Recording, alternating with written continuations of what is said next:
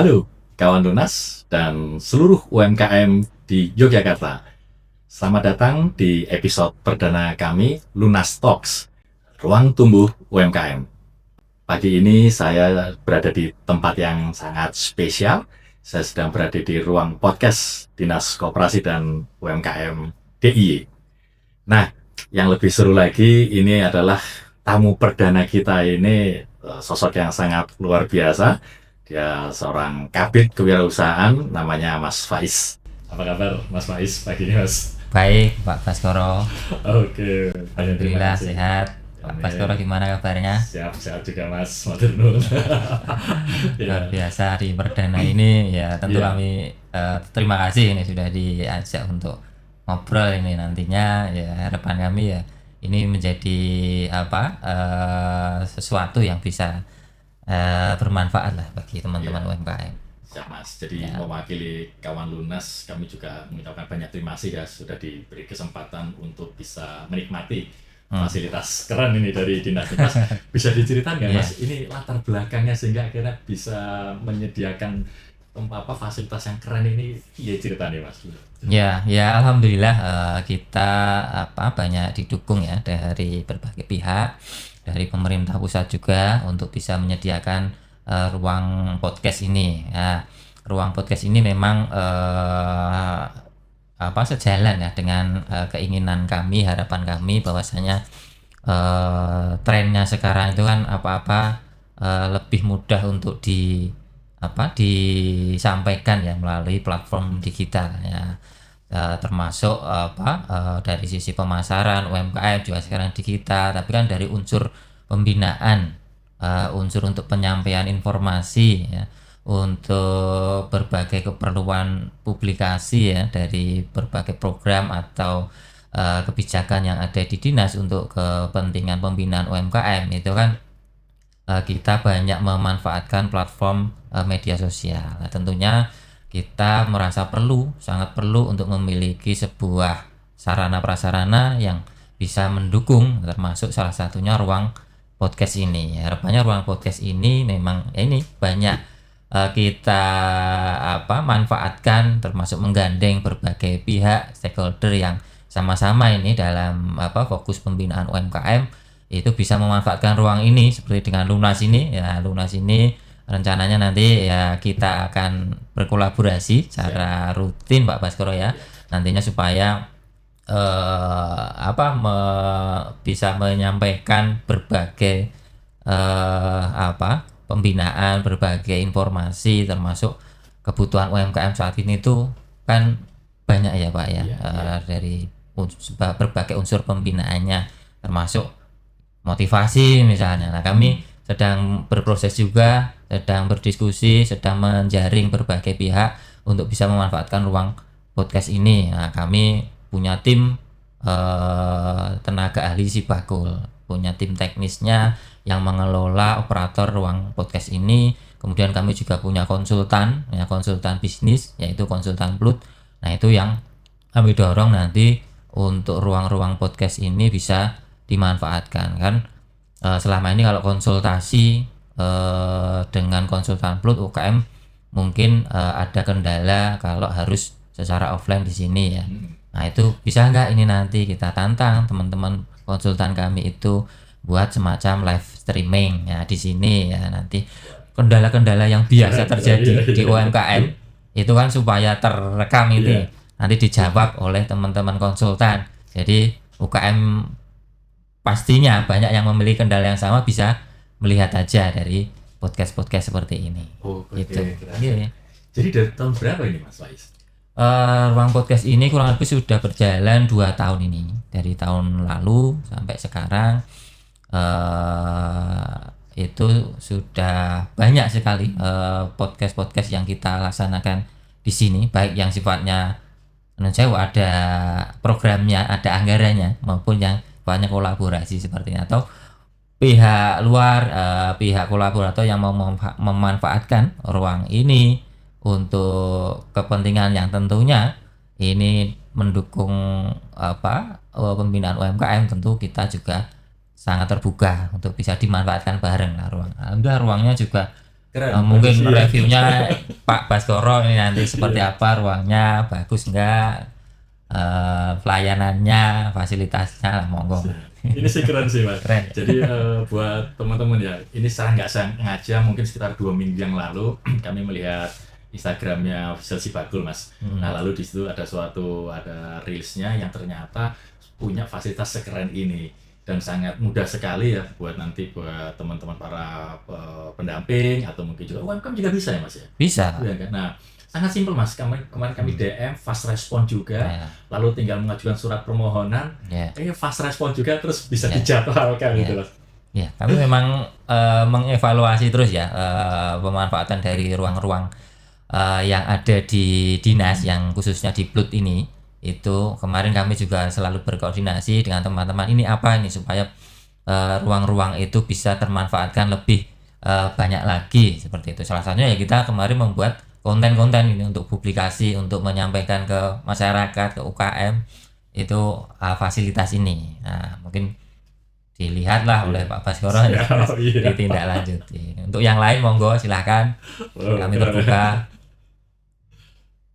Ya, gitu Pak. Oke ya baik. Nah makanya terus akhirnya Lunas kita akhirnya merancang untuk di season 1 ini kita nanti akan membuat 6 episode dan ini episode perdana. Banyak terima kasih Mas Faiz sudah meluangkan waktu yang saya tahu pasti di penghujung tahun ini udah pasti kegiatannya dan wah sundul-sundulan ini kalau dengar-dengar cerita-cerita ya. Iya. Oke Mas, kita masuk coba ya di refleksi tahun 2025 ini. Nah, ini saya sudah membuat beberapa poin pertanyaan ya mungkin. Kalau kita melihat ke belakang Mas sebentar ya, di tahun 2025 ini kan tahun yang cukup dinamis. Ada tantangan ekonomi global, perubahan perilaku konsumen ke digital, dan yang makin kencang ya, proses digitalisasi seperti itu ya. Nah, menurut pengamatan Mas Faiz nih Mas, melihat ketahanan UMKM di DIY ini di sepanjang tahun 2025 ini seperti apa Mas? Ya, secara umum ya, jadi tahun 2025 ini memang tahun yang ya ada perubahan ya, ada kedinamisan di situ, banyak UMKM yang tentunya juga menyampaikan ke kami bahwa tahun ini gitu ekonomi juga ada perubahan dari tahun-tahun sebelumnya. Tentunya kami juga berstrategi ya untuk bisa bagaimana meredam dampak ada gejolak ekonomi di tahun ini terhadap UMKM. Kalau secara umum UMKM itu bisa dibilang kan dalam setiap masa gejolak ekonomi atau krisis itu UMKM selalu bisa bertahan ya, selalu harus bisa survive secara manusia itu. Dan terjadi juga di tahun ini kita juga banyak berinteraksi, melakukan pendampingan, pembinaan dengan UMKM itu juga masih banyak Pak yang istilahnya bisa lebih semangat, lebih kreatif dalam membuat produknya, lebih bisa mencari pasar, menyesuaikan dengan tren yang saat ini terjadi. Kemudian dengan tren saat ini dari sisi pasar itu banyak yang beralih konsumennya dengan adanya digitalisasi pemasaran itu juga cukup banyak UKM yang bisa menyesuaikan, beradaptasi. Bahkan banyak juga UKM yang bisa dibilang sudah tidak muda lagi, tapi juga semangatnya tinggi dan bisa menyesuaikan terhadap perkembangan teknologi. Meskipun mungkin dari sisi pembinaan kami effortnya mungkin lebih banyak ya, tapi dengan semangat dari bapak dan ibu-ibu yang mungkin sudah tidak muda lagi itu, kita juga siap, kita juga semangat untuk bisa mendampingi mereka. Dan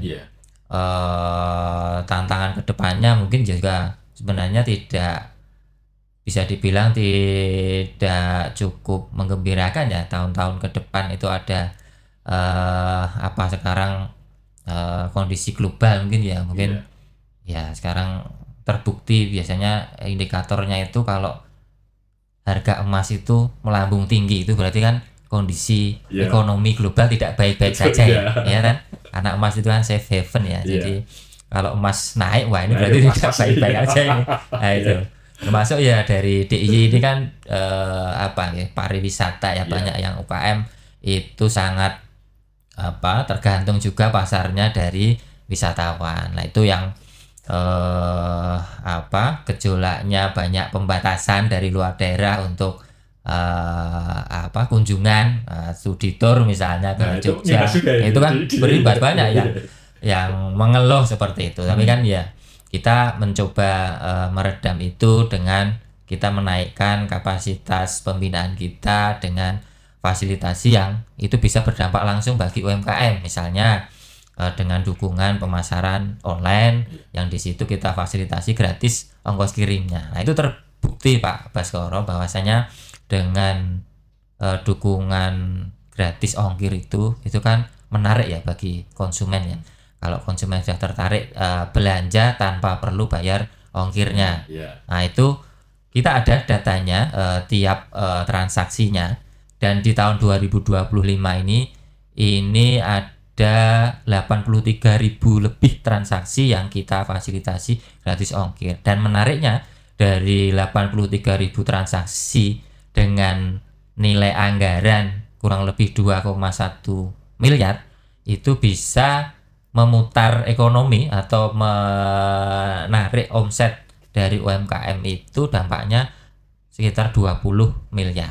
Jadi rasio manfaat dari adanya program free ongkir ini kurang lebih sekitar 8,47 kali lipatnya. Itu. Karena kita ada kebijakan untuk bisa mendapatkan fasilitas gratis ongkir itu ada minimal belanjanya, Pak.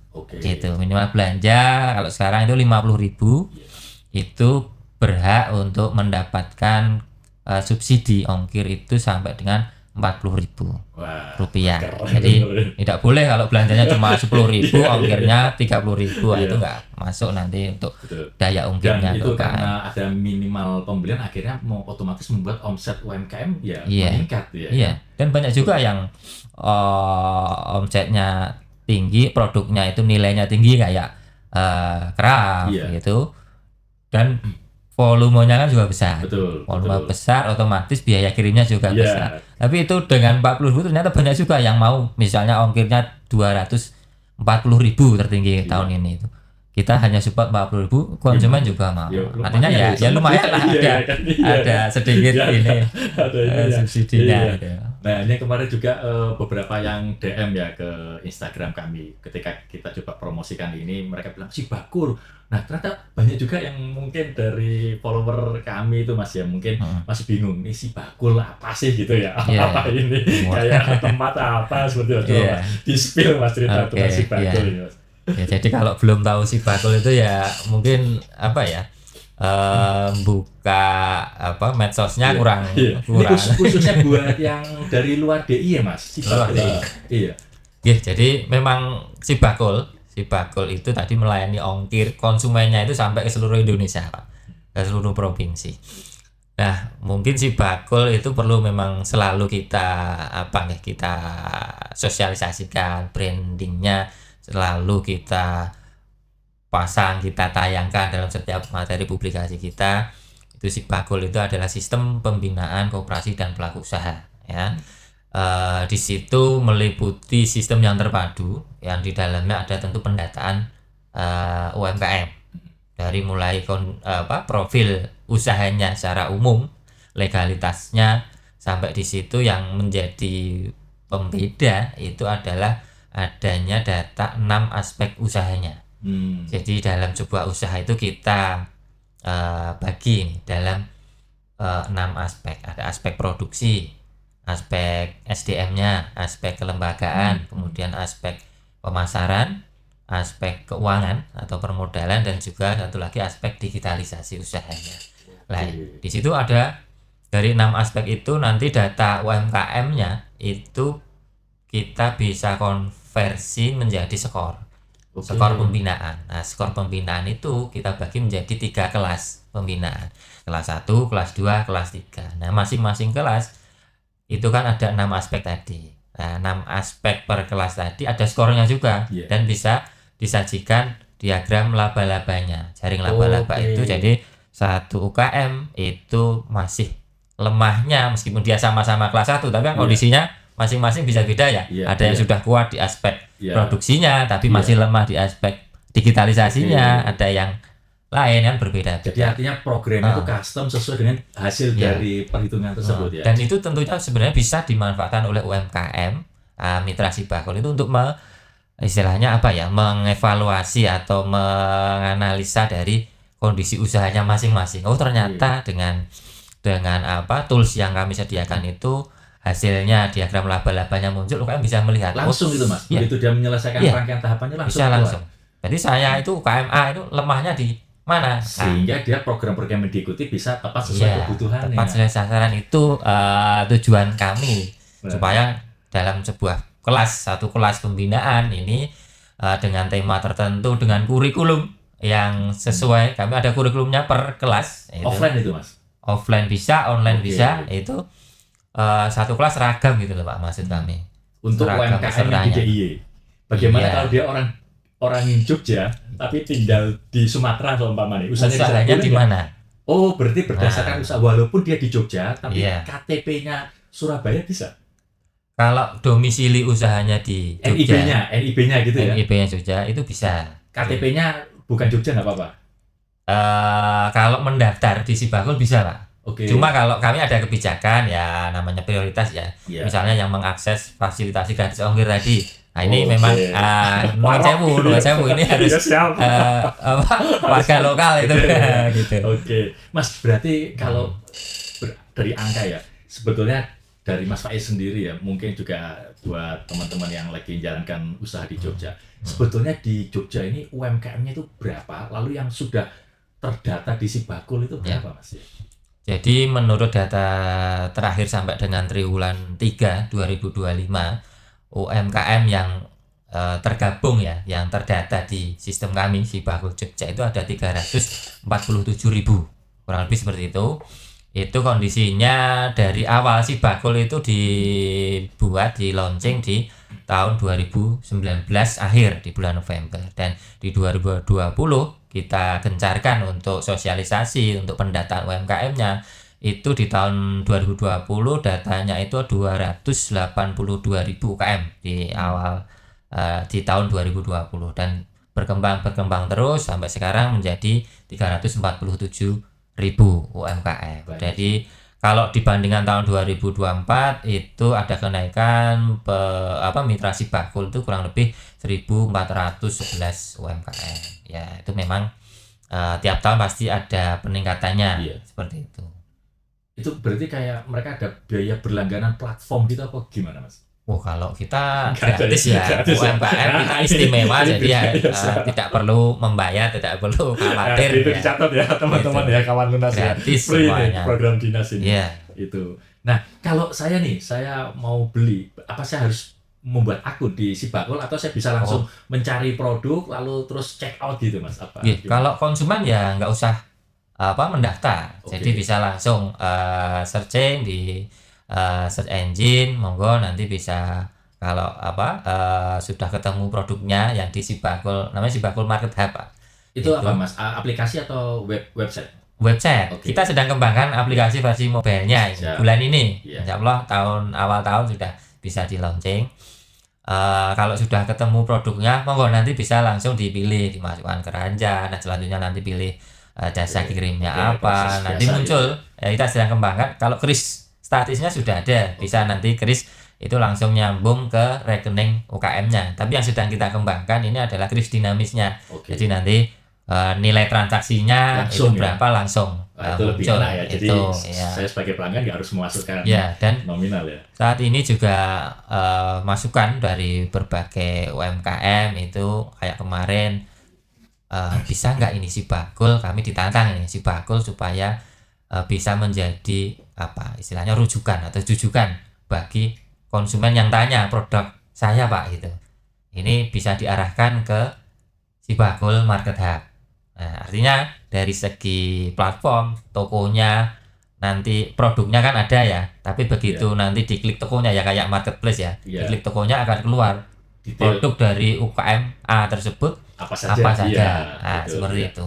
Itu sebenarnya sudah bisa, tapi sedang kita rapikan, kita sempurnakan lagi seperti itu. Wah, ini keren. Harapannya kalau di marketplace kan mungkin ya ke lama-lama potongannya katanya makin tinggi. Iya, gitu ya. Nah, nanti mungkin UKM bisa beralih lah ke Iya. Cibakul ini untuk menunjukkan ini loh produk kami. Nanti transfernya juga bisa terjadi langsung ke UKM. Nah, Ini membuat iri UMKM di daerah lain ya sih Mas, itu Mas, kayak gini. Ya, Misalnya Mas mendapatkan ya. harapannya gitu. Banyak juga yang dari Pemda daerah lain yang ke sini yang Iya. belajar tentang Cibakul. Kayak kemarin ada dari Kabupaten Seruya, Kalimantan Tengah, itu juga mau belajar tentang itu. Nah, tapi ya sejauh ini kami belum melihat sih yang bisa mengimplementasikan Oke. seperti Cibakul kami. Iya. Oke Mas, itu kita sekarang coba tanya-tanya ke Mas Faiz nih bagaimana di 2026. Mas, ini kita lihat ya untuk kita menatap ke depan nih menyongsong 2026. Kira-kira tren bisnis apa sih yang harus diantisipasi ini oleh teman-teman di UMKM Jogja, Mas? Apakah mungkin isu green economy atau AI akan semakin relevan? Gimana Mas Faiz melihat? Kayak meramalkan ini. Iya. Ya, tren bisnis sepertinya ya ke depan itu kayak yang kalau di DIY ya, daerah wisata tentunya masih seputar kebutuhan terhadap wisatawan ya. Bisnis yang di sektor kuliner itu sepertinya juga masih ya, namanya kuliner ya sampai Iya. kapanpun Iya. itu masih terus berpotensi gitu. Kemudian craft di Jogja ini menurut versi teman-teman akademisi ya, teman-teman yang ahli, kemudian teman-teman pengusaha yang sudah biasa ekspor, itu produk craft DIY itu dihargai lebih tinggi di pasar internasional. Oke. Itu jadi itu juga potensial. Fashion pun juga sepertinya masih potensial, terlebih sekarang dengan dukungan dari digital, proses atau skema digital itu sebenarnya peluang itu sangat terbuka ya, sangat mudah sebenarnya orang itu sekarang mempromosikan produknya ya, istilahnya jualan produk itu sangat mudah. Nah, itu pintar-pintarnya tentunya bisnis yang apapun usahanya tapi dia bisa memanfaatkan teknologi ya, termasuk AI lah. Iya. Termasuk green itu juga Iya. kedepannya sangat potensial karena kesadaran dari konsumen, apalagi yang konsumen yang target marketnya adalah ekspor, itu daya value-nya, kelipatan dari value-nya dari produknya itu kalau dia green itu bisa jauh lebih tinggi. Nah, itu juga sangat potensial, termasuk yang kayak wellness ya, wellness and beauty. Iya. Kemudian tourism yang dia untuk istilahnya merefresh Iya, pikirannya dengan dan konsep-konsep yang istilahnya menonjolkan keunikan, ketradisionalannya itu juga Itu sangat ya. potensial juga sebenarnya. Oke. Nah, ini pasti ditunggu-tunggu oleh kawan lunas nih. Ini Mas kasih bocoran Mas, kira-kira nih program prioritas dari Ya. Dinas Koperasi UKM DIY di tahun 2026 yang bisa dimanfaatkan oleh UMKM untuk bisa naik kelas itu Mas. Apa Mas? Spill Mas. Bocoran Mas kira-kira Ya. Mas. Jadi kalau program ya tahun depan itu pastinya kita juga komitmen untuk bisa memberikan program-program bagi teman-teman UMKM di DIY. Ya, kalau bisa dibilang ongkir tadi ya sudah kita diskusikan tadi, itu juga masih akan ada ya. Meskipun nanti kita sedang mengevaluasi. Kemarin kita sudah mengevaluasi dan sedang kita godok lagi bagaimana skema kedepannya itu supaya lebih banyak lagi UKM yang bisa memanfaatkan, kemudian lebih merata ya. Kan ada saatnya ya UKM yang sudah banyak memanfaatkan fasilitasi ongkir tahun lalu Sudah nggak boleh lagi nih. disape lah ya. Iya betul. Sudah mentas lah ya. Ya sudah mentas beri Itu ada kesempatan yang juga. lain gitu ya. Artinya program free ongkir masih ada, dengan nantinya akan ada penyesuaian dan tambahan dari sisi jasa kurirnya ya. Oke. Jasa kurirnya nanti kita Diperbanyak. penjajakan, kita akan perbanyak lagi dengan tentunya keunggulannya masing-masing Iya, ya. betul. Bisa menjangkau ke daerah-daerah yang Iya. di Jogja lantai 2, yang di Kulon Progo seperti itu, yang Benar lebih itu. banyak lagi. Kemudian pameran-pameran itu juga masih cukup banyak kita laksanakan.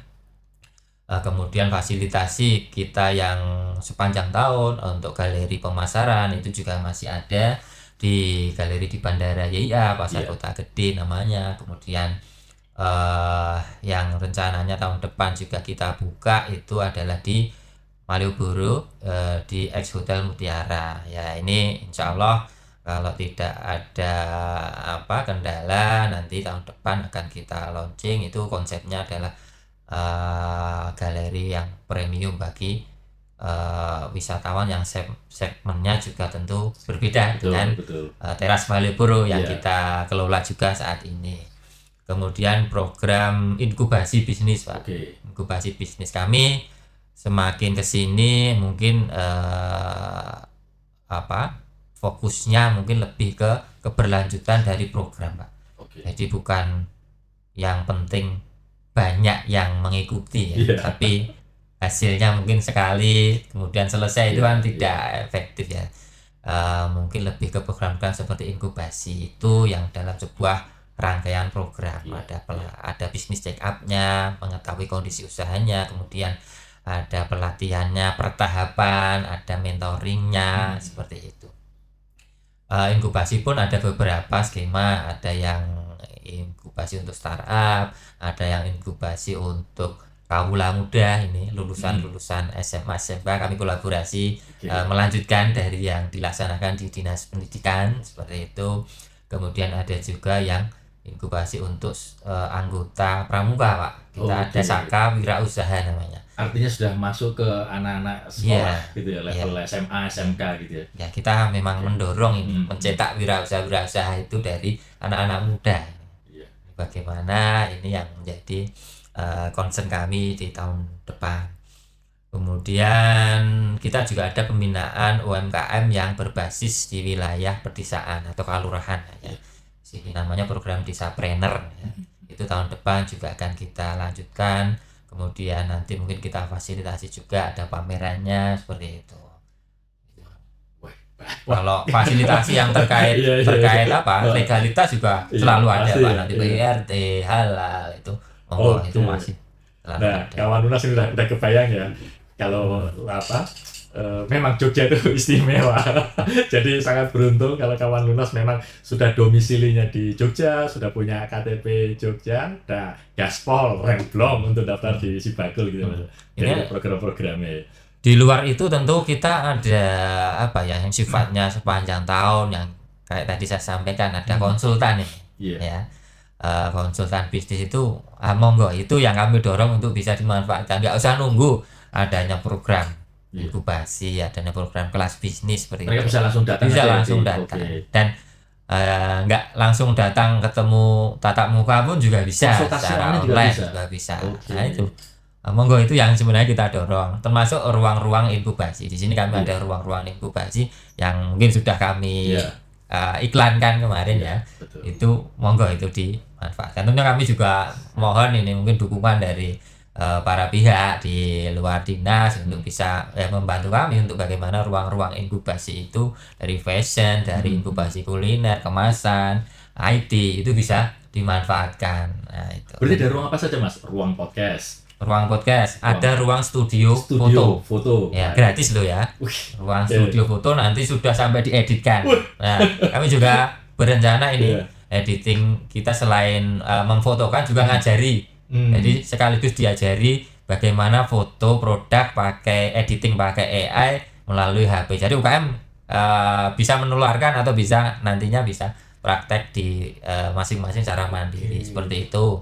Kemudian ada ruang inkubasi kuliner. Ya, kuliner. Nah, Berarti ada alat-alat masak gitu. ada alat-alat masaknya. Ya. Kemudian ada ruang inkubasi kemasan, ruang inkubasi fashion, ya ada alat-alat jahitnya seperti itu. Ada ruang inkubasi digital. Nah, ada komputernya. Kalau misalnya ada kelompok UKM dari mana itu pengen didampingi bagaimana sih cara bikin promosi produk secara online, bikin flyer pakai Canva misalnya, atau bahkan sekedar mendaftarkan anggota kelompoknya bareng-bareng, daftar NIB seperti itu, cari NIB itu juga bisa. Berarti artinya sekarang UMKM sudah sangat dimudahkan ya. Nggak punya smartphone, dia bisa nanti ikut program yang diinkubasi tadi ya, digital tadi ya, Iya, labnya itu ya. ada. Oke. Tapi PR-nya itu sebenarnya kemauan sih, Iya. mindset ya, kemauan Iya. itu dari UMKM. Ya monggo kita. Oke. Kalau itu ya nanti dukungan dari Pak Baskoro ini bagaimana nanti kelas-kelas ini diselipi lah motivasinya bagi UMKM. Oke. Wah, seru banget kawan Mas. Nah, ini mungkin kita masuk yang untuk di peranan pendampingan ya. Mungkin dari Mas Faiz ya, mungkin melihat kami ini di Lunas ini kan memang bergerak di bidang pendampingan bisnis ya Mas. Kami juga melihat banyak UMKM, dia juga punya produknya bagus, tapi mungkin bingung cara mengembangkannya ya kan. Nah, dari tadi sampaikan Mas Faiz, ternyata juga banyak fasilitas-fasilitas yang juga bisa dimanfaatkan oleh para mitra kerjanya dari pihak dinas seperti itu kan ya. Nah, kalau dari Mas Faiz sendiri tadi ya, seberapa krusial sih Mas peran pendamping bisnis ini di dalam pertumbuhan usaha UMKM ini? Menurut kami itu yang krusial ya, sangat krusial.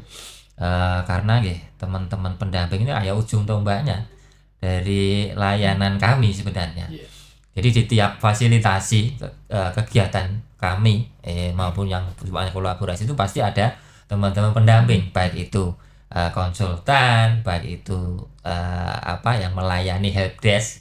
Helpdesk itu pasti selalu ada Pak di tiap kegiatan kami, melayani pendaftaran NIB, pendaftaran mitra sembako maupun konsultasi bisnis seperti itu. Tiap pameran selalu ada. Itu teman-teman ini sangat berperan sebagai ujung tombak, sebagai jembatan dan sebagai orang yang bisa menjembatani antara kami selaku pengambil kebijakan ini, pendesain dari program-programnya dengan kebutuhan UMKM. Nah, kami dari teman-teman ini, masukan dari teman-teman pendamping ini yang sangat berharga bagi kami untuk kedepannya semakin memperbaiki ini pola-pola yang tepat, yang efektif bagi pembinaan UMKM itu. Oke Mas, ini closing statement ini kita sudah di penghujung rangkaian. Mas, di terakhir Mas, bisa nggak berikan satu pesan kunci atau motivasi nih untuk seluruh UMKM yang di DIY Mas, agar mereka juga bisa optimis menyambut tahun 2022 Mas? Bagi teman-teman UMKM, apapun kondisinya ya, kita melihat gelas itu apakah setengah kosong, apakah setengah isi ya. Jadi apakah melihat potensinya atau melihat kendalanya. Nah, itu yang kami dorong bagi UMKM itu selalu semangat. Pastinya di tiap tahun itu ada potensi untuk menghasilkan cuan ya. Tentunya dengan dukungan dari berbagai pihak, dari Lunas, dari kami, itu yang siap membantu teman-teman UMKM untuk mewujudkan impiannya, mengembangkan atau membuka usahanya ataupun dari berbagai pihak lain. Jadi sebenarnya masalahnya itu bukan pada teknis ya, bukan pada kemampuan atau skillnya atau bisa tidaknya ini membuat konsep usaha, mencari modal, membuat produk yang enak misalnya kalau itu kuliner. Tapi kuncinya itu adalah pada mindsetnya sih Bapak ya. Semangatnya, kalau kuncinya sudah dipegang pasti ada jalan-jalannya itu sebenarnya berlaku sebenarnya sudah tahu seperti itu ya. Cuma ya tidak bosan sebenarnya kita sampaikan lagi, memang benar bahwa kekuatan dari kemauan, kekuatan dari pikiran itu yang selalu bisa menjadi solusi bagi berbagai permasalahan kita. Nah, Dinas Koperasi UKM DIY tentu berkomitmen untuk bisa selalu mendampingi, membantu teman-teman UMKM untuk bisa bisa menjadi bagian lah dari solusi kendala yang dihadapi dalam usahanya. Nah, yang penting teman-teman tidak malu, tidak malas untuk merapat ke kami untuk memfollow sosial media Siap. kami ada apa saja sih. Nah, Oh, saya sudah baru masuk. tahu oh di dinas itu ada Iya. ini program ini ya itu. Dan jangan lupa kalau sudah tahu ajak teman-temannya ya, ajak. Kami berharap juga UMKM yang istilahnya sudah semakin naik kelas, sudah semakin besar usahanya, itu juga kami dorong untuk mulai bisa berbagi gitu Pak. Iya. Berbagi terhadap UKM-UKM lain yang baru memulai. Kita juga ada forum-forum seperti itu, UKM yang sudah besar, sudah semakin berkembang, kita ajak untuk podcast, kita ajak untuk berbagi dengan UKM-UKM yang masih level di bawahnya. Itu mungkin itu prinsipnya Siap. selalu semangat, ya, selalu optimis, ya kita siap berkolaborasi. Oke. Baik, itu dia kawan Lunas, bincang perdana dari Lunas Talks, Ruang Tumbuh UMKM bersama Mas Faiz, Kepala Bidang Kewirausahaan dari Dinas Koperasi UKM Provinsi DIY. Salam Lunas. Lunas. UMKM Naik naik kelas. kelas.